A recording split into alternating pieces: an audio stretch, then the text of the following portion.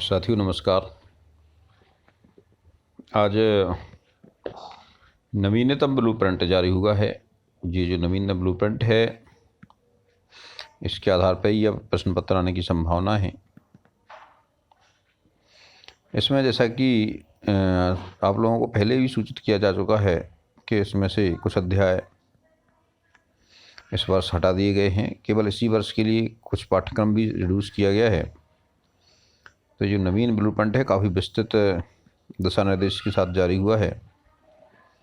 इसमें आप जैसे कि देख रहे हैं, इसमें जो केमिस्ट्री का जो पहला अध्याय है ठोस अवस्था, इसमें अब भी 4 अंकों के वस्तुनिष्ठ प्रश्न आने वाले हैं। इनमें और थोड़ा सा क्लियर कर दिया है कि 2 क्वेश्चन आएंगे मल्टीपल चॉइस, यानी जो बहुविकल्पीय प्रश्न है जिसमें सही विकल्प चुनना होता है, वैसे 2 प्रश्न आएंगे और 2 प्रश्न आएंगे एक वाक्य एक शब्द में उत्तर देने वाली।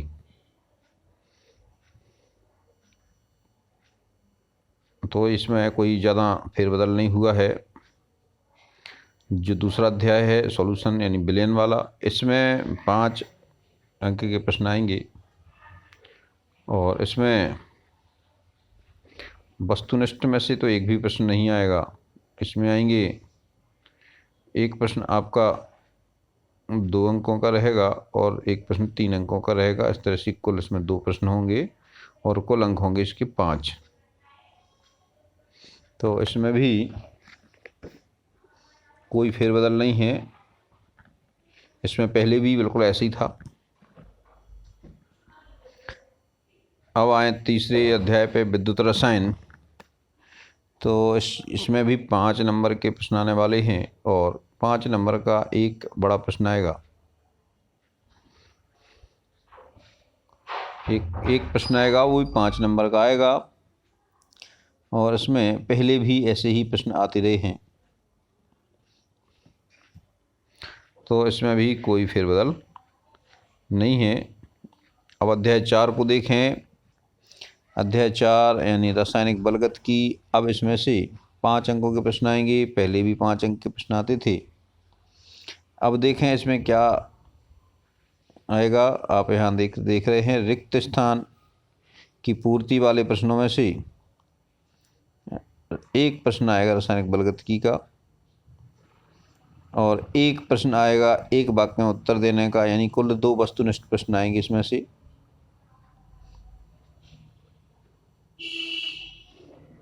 देखिए, एक आएगा रिक्त स्थान की पूर्ति वाला और एक आएगा एक वाक्य में उत्तर देने वाला। इस तरह से 2 प्रश्न ये हो गए 2 नंबर के और एक 3 नंबर का प्रश्न आएगा। तो इस तरह से कुल 5 अंकों के प्रश्न इसमें आएंगे। ये पहले भी इसमें इसी तरह के प्रश्न आते थे। नहीं, पहले थोड़ा अंतर है इसमें, पहले से अंतर है। पहले इसमें एक वस्तुनिष्ठ आता था और एक 4 अंक का आता था। अब इस बार जो इसमें दिया गया है कि एक प्रश्न आपका रिक्त स्थान की पूर्ति वाला रहेगा और एक शब्द में उत्तर देने वाला रहेगा और एक प्रश्न 3 अंक का रहेगा। तो इसमें थोड़ा सा फेरबदल है। 4 अंक की जगह 3 अंक का प्रश्न आने वाला है और 2 वस्तुनिष्ठ प्रश्न आएंगे। अब है 5वां अध्याय यानी सतह रसायन। ये भी पहले 4 अंकों का था, अब भी इसके लिए 4 अंक आवंटित हैं और इसमें जो बहुविकल्पीय है, एक आएगा बहुविकल्पीय प्रश्न, एक आएगा रिक्त स्थान की पूर्ति वाला प्रश्न।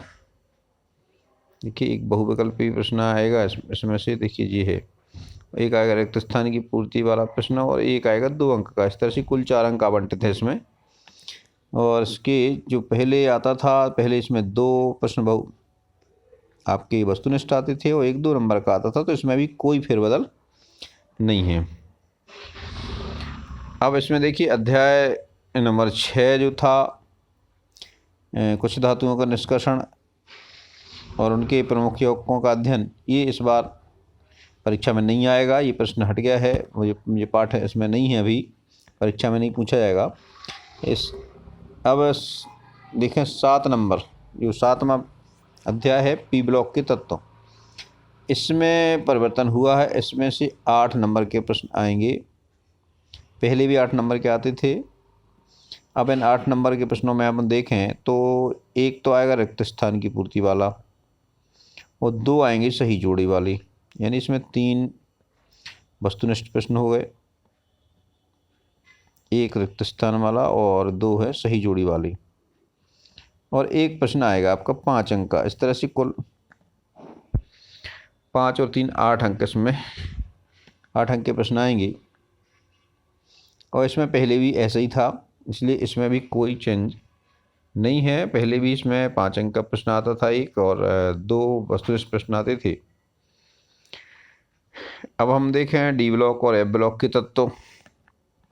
तो डी ब्लॉक और एफ ब्लॉक के तत्व में पहले 5 अंक का आता था, इसमें से 1 4 नंबर का होता था और 1 वस्तुनिष्ठ होता था। तो यहाँ पे अब इसमें कुछ बदलाव है। देखिए, इसमें रिक्त स्थान की पूर्ति वाला 1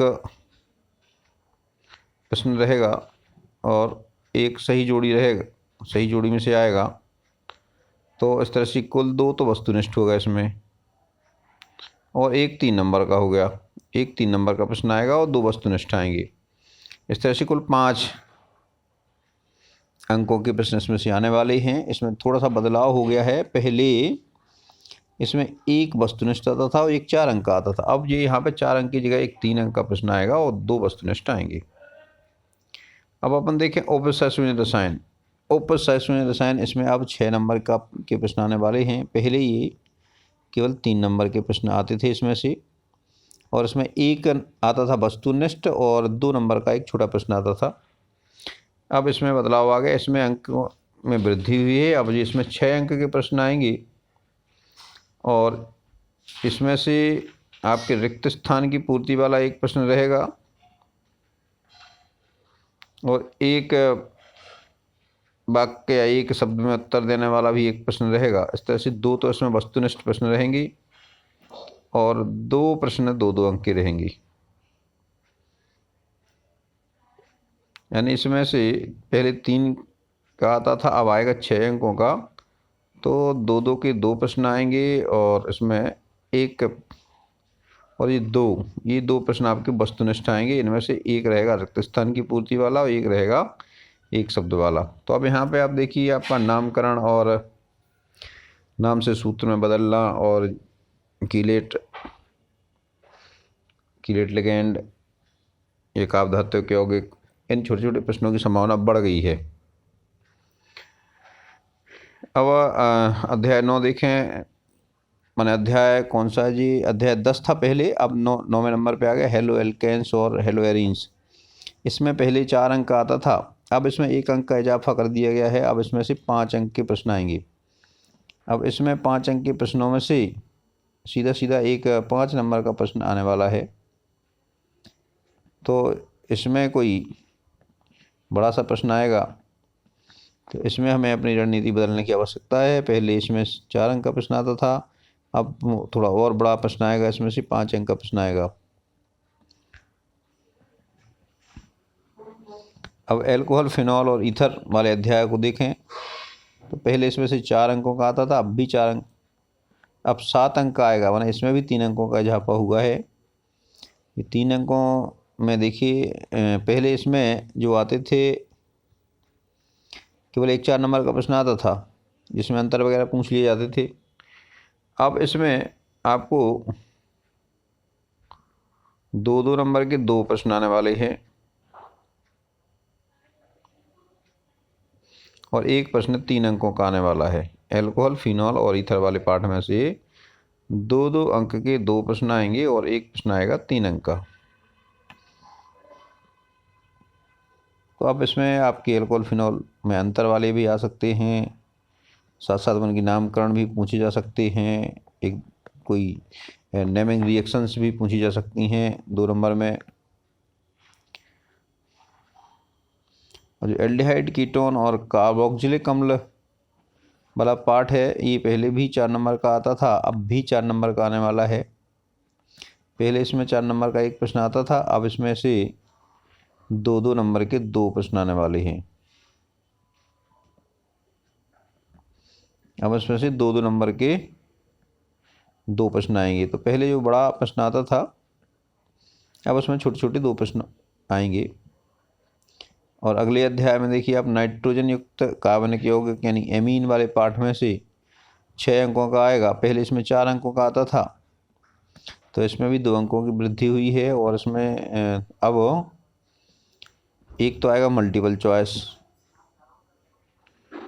यानी बहुविकल्पी प्रश्न आएगा, और दूसरा आएगा इसमें वस्तुनिष्ठ सही जोड़ी में, यानी एक सही जोड़ी आएगी और एक आएगा मल्टीपल चॉइस। और शेष जो 2 प्रश्न हैं वो आएंगे 2-2 अंक के, यानी 2-2 अंक के 2 प्रश्न आएंगे।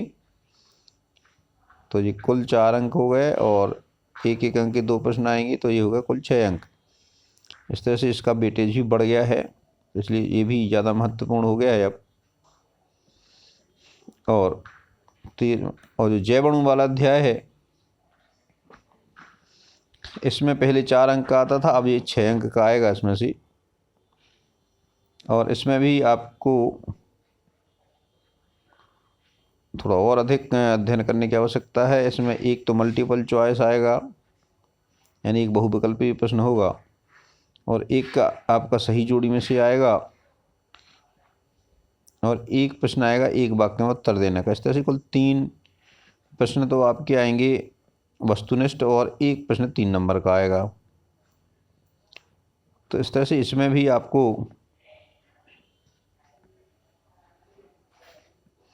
थोड़ा ज़्यादा ध्यान देने की ज़रूरत है। ये 6 नंबर का हो गया है, तो इसमें आपकी प्रोटीन हैं, हार्मोन्स हैं, विटामिन्स हैं, ग्लूकोज संरचना है, फ्रक्टोज की संरचना है, डीएनए की संरचना, डीएनए आरएनए में अंतर, ये वाले प्रश्न ज़्यादा महत्वपूर्ण हो गए हैं, और इनको बहुत ध्यान से बारीकी से पढ़ना होगा आपको, क्योंकि इसमें से 3 प्रश्न वस्तुनिष्ठ भी बनने वाले हैं। इस तरह से आपका ये नवीन ब्लूप्रिंट है। इसके साथ साथ में आपको बहुत सारी सुविधाएं कर दी गई हैं। देखिए इसमें कितने पार्ट छूट गए हैं। आपका एक तो 6वां अध्याय छूट गया है, जिसमें धातुओं का निष्कर्षण और उनके प्रमुख यौगिकों का अध्ययन हुआ करता था। और दूसरा छूटा है आपका इसमें से बहुलक वाला पार्ट छूट गया है। दैनिक जीवन में रसायन वाला पार्ट भी इसमें नहीं है। इस तरह से आपके कुल 3 जो लेसन हैं ये इसमें से छूट गए हैं, यानी आपको पढ़ना तो है लेकिन ये परीक्षा में नहीं आएंगे। तो ये जो 3 लेसन है, इनके अलावा भी इसमें बहुत सारा पाठ्यक्रम रिड्यूस किया गया है, उसके बारे में भी नीचे विस्तृत निर्देश में दिए गए हैं। अभी अपन उसमें भी चर्चा कर रहे हैं, हम देख रहे हैं। इसके पहले आप ये देख लें कि जो प्रश्न का स्वरूप क्या होगा। प्रश्न पत्र का स्वरूप वही रहेगा। इसमें प्रश्न क्रमांक 1 से 4 तक के प्रश्न वस्तुनिष्ठ होंगे। इनमें 5-5 पार्ट होंगे, यानी कुल ये 20 अंक का वस्तुनिष्ठ होगा। इसमें से आपके मल्टीपल चॉइस होंगे, सही जोड़ी होंगी, रिक्त स्थान होंगे, एक शब्द एक वाक्य में उत्तर वाले होंगे। इस तरह से कुल 4 प्रकार के वस्तुनिष्ठ प्रश्न होंगे। और फिर अति लघु उत्तरी यानी 2 अंकों के प्रश्न, इनका उत्तर आपको लगभग 30 शब्दों में देना होगा। 30 शब्द यानी लगभग 3 लाइन या 4 लाइन। और जो लघु उत्तरीय प्रश्न है 3 अंकों के हैं, इनके उत्तर आपको लगभग 75 शब्द में देना होगा। 75 शब्द का मतलब 7 लाइन, 8 लाइन, 9 लाइन या 10 लाइन तक, जैसा आप लिखते हैं। एक लाइन में आपके 8 शब्द लगभग आते हैं, तो आप 10 लाइन तक का उत्तर दे सकते हैं। और उसमें ये रहता है कि जो प्रश्न पूछा गया उसको पूरा उसको बताना होता है। उसमें जो पूछी गई बात है वो उसमें शामिल हो जाना चाहिए। और जो शब्द सीमा का ध्यान रखते हुए प्रश्न के उत्तर लिखने का अभ्यास हम अभी से करेंगे, तो प्रश्न परीक्षा में दिक्कत नहीं होगी। और जो 5 अंकों के प्रश्न आने वाले हैं उन्हें हम लगभग 150 शब्दों में लिख सकते हैं। 150 शब्द हमारा 1.5 से 2 पेज। और जो है कठिनाई स्तर भी होता है, ये पहले जैसा है। 40% प्रश्न ऐसे रहेंगे कि वो बहुत सरल होंगे। 45% सामान्य प्रश्न रहेंगे, मतलब ना तो बहुत सरल हैं ना बहुत कठिन हैं। और 15% प्रश्न काफ़ी कठिन होते हैं। ये मान लीजिए जो एप्लीकेशन टाइप प्रश्न है वो इस 15% में आ सकते हैं। ये जो अच्छे बच्चे हैं और जो सामान्य बच्चे हैं, यानी जो औसत बच्चे, उनमें अंतर करने के लिए 15 नंबर के थोड़े से कठिन प्रश्न परीक्षा में आने वाले हैं। अब यहाँ देखें हम रिड्यूस सिलेबस भी इसे नीचे लिखा गया है, इसमें लिखा है पोर्शन टू बी रिड्यूस्ड, यानी हमें जो पाठ परीक्षा में आने वाले हैं इनमें से भी कुछ पोर्शन परीक्षा में छूटे रहेंगे, इनमें से प्रश्न नहीं पूछे जाएंगे। देखिए पहला लेसन है सॉलिड स्टेट, इसमें आपको इसमें दिख रहा है इलेक्ट्रिकल एंड मैग्नेटिक प्रॉपर्टी, यानी जो इसमें चुंबकीय और विद्युत मान ठोसों के विद्युतीय गुण और चुंबकीय गुण ये छूटे रहेंगे। बैंड थ्योरी ऑफ मेटल्स ये भी छूटी रहेगी, यानी जो सुचालकों के लिए जो बैंड थ्योरी है। सेमीकंडक्टर्स एंड इंसुलेटर्स ये भी छूटा रहेगा। N type and P type semiconductors ये भी छोड़ दिया जाएगा। अगले दूसरे पार्ट सॉल्यूशंस में देखिए, इसमें abnormal molecular mass, bond-of factor, ये जो लास्ट वाला पार्ट है असामान्य आणविक द्रव्यमान और बॉन्ड-ऑफ गुणांक, ये इसमें से छूटा रहेगा। तीसरे अध्याय इलेक्ट्रोकेमिस्ट्री में से ये है लेड एक्यूमुलेटर, फ्यूल सेल, माने जो शीशा संचायक सेल हैं या ये फ्यूल सेल हैं ये छूटा रहेगा। कोरोसन छूटा रहेगा। लॉ ऑफ इलेक्ट्रोलिसिस विद्युत के नियम छूटे रहेंगे। ड्राई सेल, इलेक्ट्रोलाइटिक सेल और गैल्वेनी सेल्स ये रिड्यूस्ड है इसमें से। और केमिकल काइनेटिक्स में से कंसेप्ट ऑफ कोलिजन थ्योरी,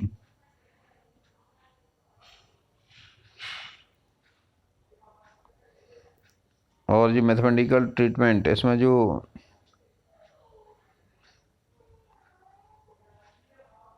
संघट्ट का सिद्धांत है उसमें मैथमेटिकल ट्रीटमेंट नहीं आएगा, केवल एलिमेंट्री आइडिया उसमें से आएंगे।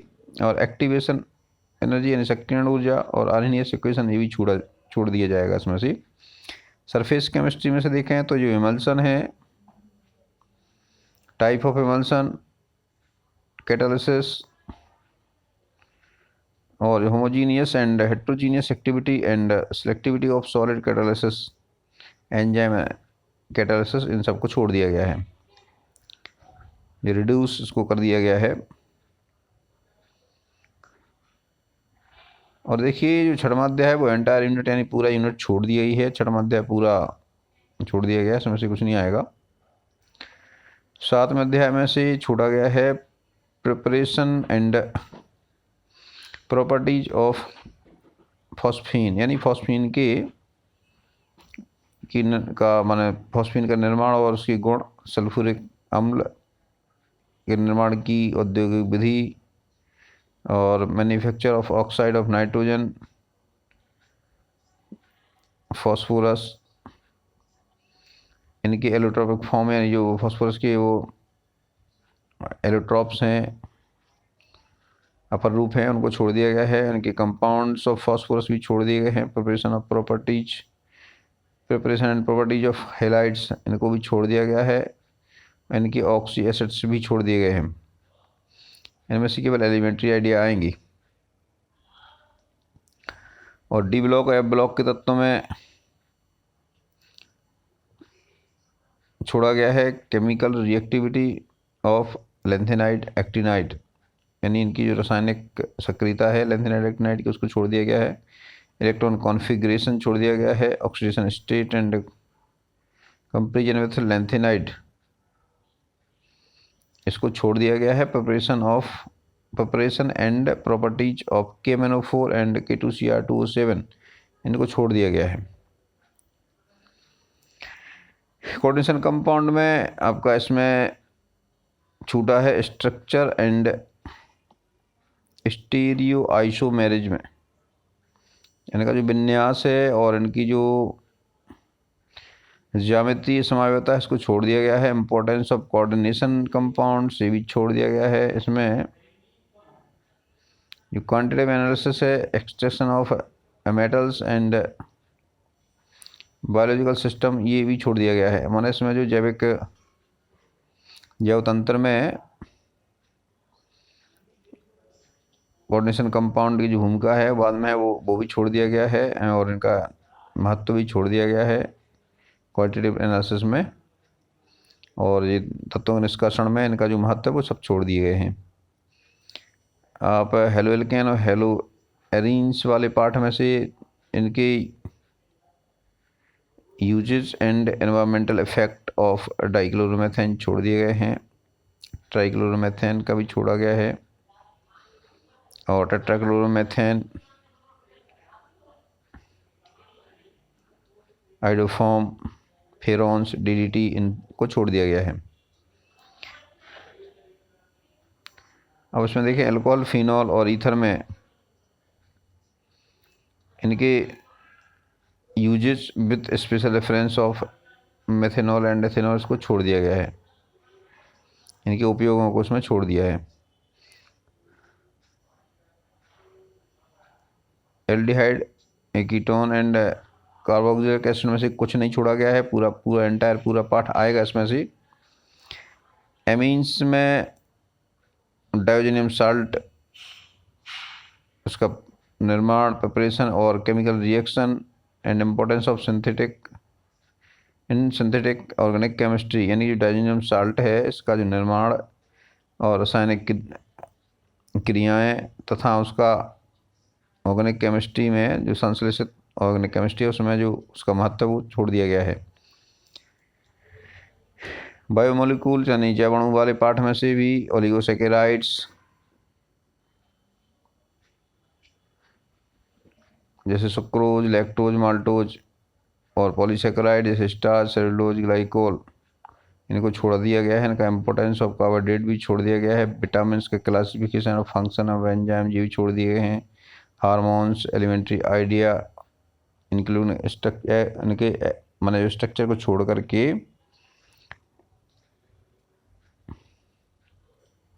इसमें से स्ट्रक्चर छोड़ा गया है।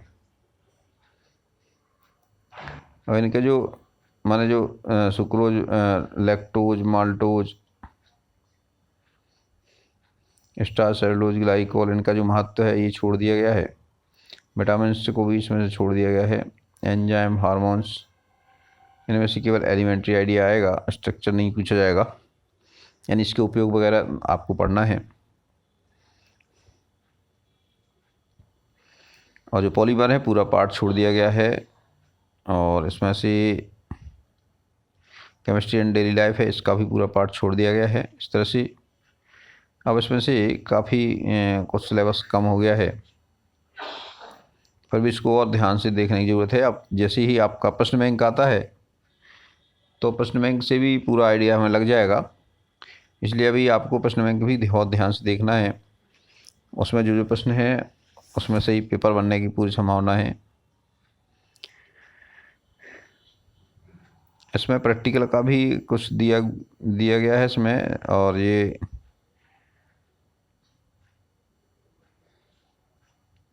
कुछ चीज़ें इसमें छोड़ दी गई हैं वो हम लोग देख लेंगे।